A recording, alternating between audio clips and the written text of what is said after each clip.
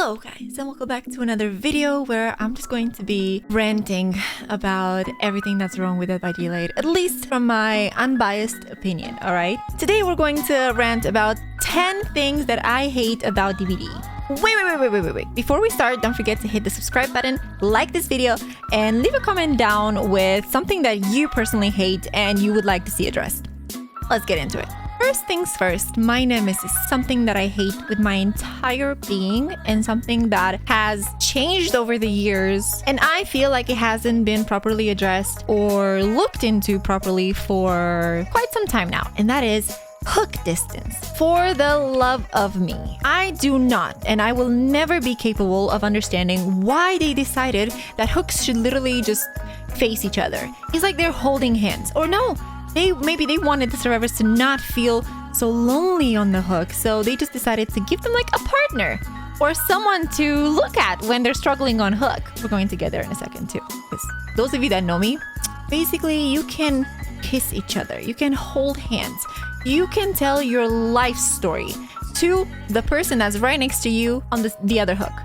They are so close, it's unimaginably close. Like, why would anyone allow this to happen? Why? I don't understand. You can sabble, you can have breakout, you can take as many hits as possible. You can even take 4 hits, 2 people going down, the person's still not gonna wiggle out. And I'm not talking about like the killer having mad grit, because that's not the case. Trust me when I say this is like my most hated thing in Dead by Daylight currently, and I will never, ever, for the life of me understand why they're letting this happen.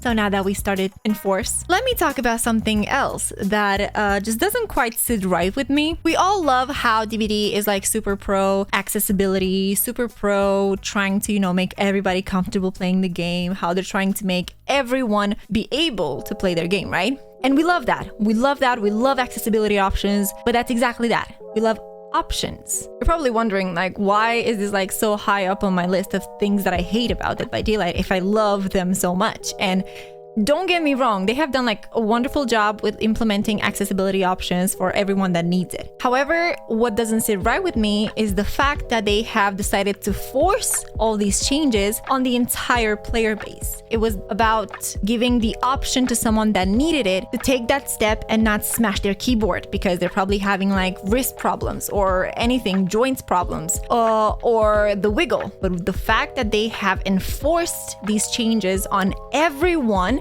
is something that I will never understand. I like having options. I want to smash my keyboard. I want to ruin my A and D as I'm struggling. I want to feel that immersion.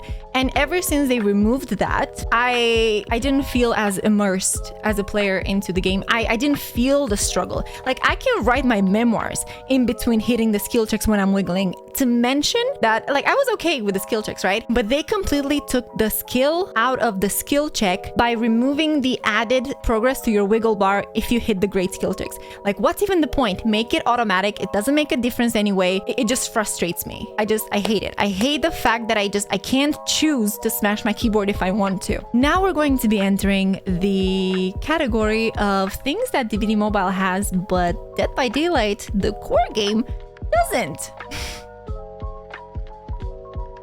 I'll cry by the end of this video. Let's start with inability to see, as a survivor, your teammates' builds. I want to see when I'm going into solo queue if there's someone that memes, if there's someone that's serious, if someone is doing adept or anything like that. I want to know. I want to know if they're going to send us to a specific map, not to counter it, but just to maybe negotiate my way into not going to Midwich, or at least understand like why they're doing that. I think this would benefit solo queue the most. Solo queue players are already extremely limited when it comes to communication and trying to coordinate. So at this point, I think this would be just a major quality of life improvement. And I've seen so many people talk and want this. Why we don't have it, it will forever baffle me. Another thing that I do not understand, why aren't all offerings shared among characters from each role? I don't want to be locked on a specific character just because they have the highest amount of blood point offerings. I don't. I think it gets repetitive. It leads to frustration. I just want to have everything available for everyone in a common pool where I can just like choose which character I want to play with and still benefit from the blood point offerings. And this, some people have said that this should not be just for blood point offerings,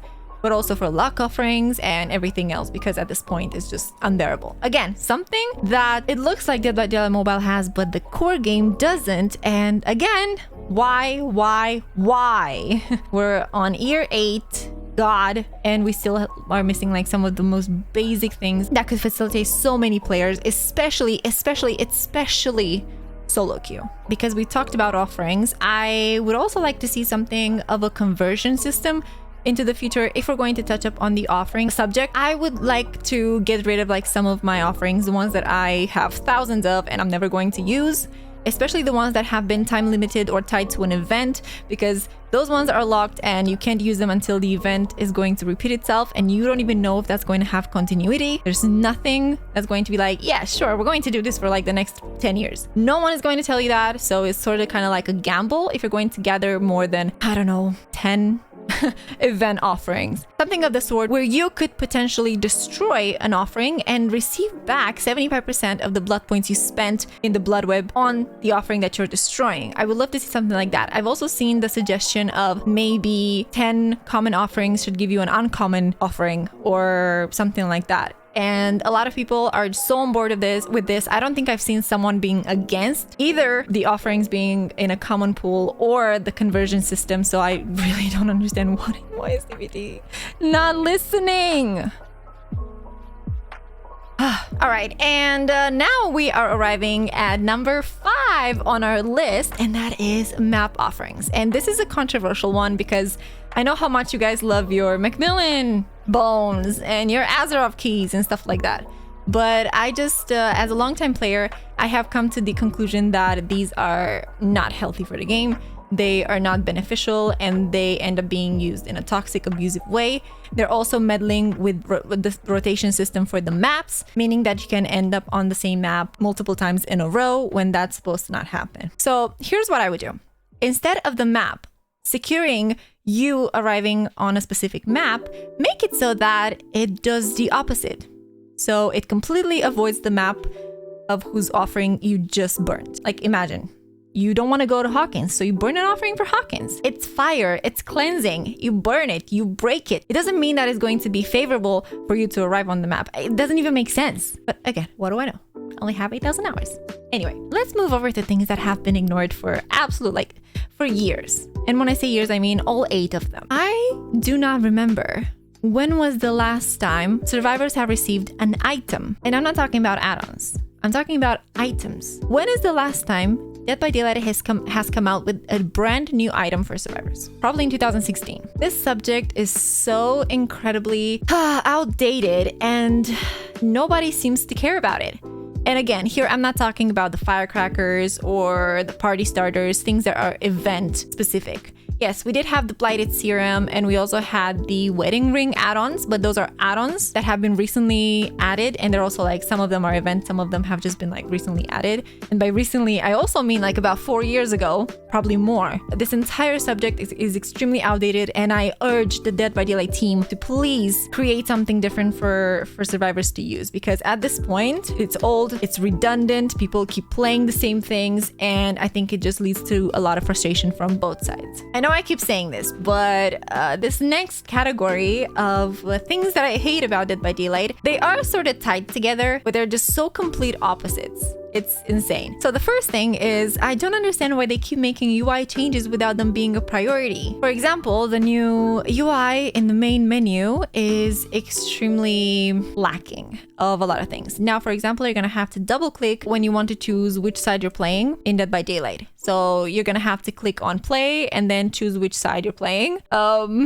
which I don't understand quite yet why they opted in for this change. I know that modes are something that are going to be introduced fairly soon to the game, but those said modes are only going to be in the game for 7 days. It doesn't quite make sense to make a change so permanent as this for something that it's not going to affect the game in the long run. My take is that they want to finally split the community into 2 queues. They want to do a ranked mode, and they also want to do a quick play mode, unranked, whatever. Again, this is just like what I think. Why would they allocate efforts and time and money into changing the main menu UI if they're not going to make some more permanent changes to it? Oh, also there's no exit button now in the main menu. You have to double back on your keyboard. So yay, that's fun. And the opposite thing, I don't understand why up until now they haven't hidden the prestige from the killer lobby. I know that the prestige system has suffered major changes a couple of years ago, almost 2 years ago, but people still seem to have some sort of a sensibility, and they seem to aim towards high prestige characters. So hiding that would lead to far less conflict, I would say, and it would also ease up on the frustration, at least like on the survivor side, because they are the ones that are exposed to the killer to see. Something else that is in desperate need of attention are the luck offerings, the luck mechanic in general. What does luck exactly do? The short answer, nothing. The long answer, well, it could be doing something in the right time, in the right build, in the right situation. You see where I'm going with this. I feel like luck is something that hasn't been explored enough, and I feel like it could be detrimental to creating more fun situations and more fun experiences for the players. I feel like luck could do so much more. It could have like much more of an impact. At this point, why would anyone run a luck offering if you're not going to pair a perk with it and probably a couple of friends to play with? So you're going to orchestrate the perfect situation you can exercise that luck in. There's absolutely no reason. No one can come up with a good enough reason for you to run a luck offering instead of an extra blood point offering, or even a map offering if you want to. That should definitely be looked at, because I feel like there's so much potential out there and it's just completely wasted because people are not talking about it. And lastly, probably the one thing that I hate the most, and it's the root of a lot of toxicity and a lot of negative experiences, is the end game chat. As you know, currently end game chat is only available on PC, so console is gladly spared. However, I just think that it should be removed completely. I don't see why it's there still. More often than not, it has created really, really bad situations, and it allows people to unload their frustrations in a very ugly manner. I just think that it should be completely eliminated. I don't see any good coming out of it. The amount of times when people actually were genuine and were saying good games and, you know, good luck, have fun and stuff like that, it was minimal compared to the amount of negativity and toxicity that has been aimed at us throughout the years. So here it is, my itty bitty tiny list of 10 things that I hate about Dead by Daylight. If you also have something that you do not quite like about Dead by Daylight and you would like to see change, make sure that you leave a comment down below so we can make sure that it's going to be seen and bring some attention over it. Don't forget to subscribe, hit the like button, and I'll see you guys in the next one.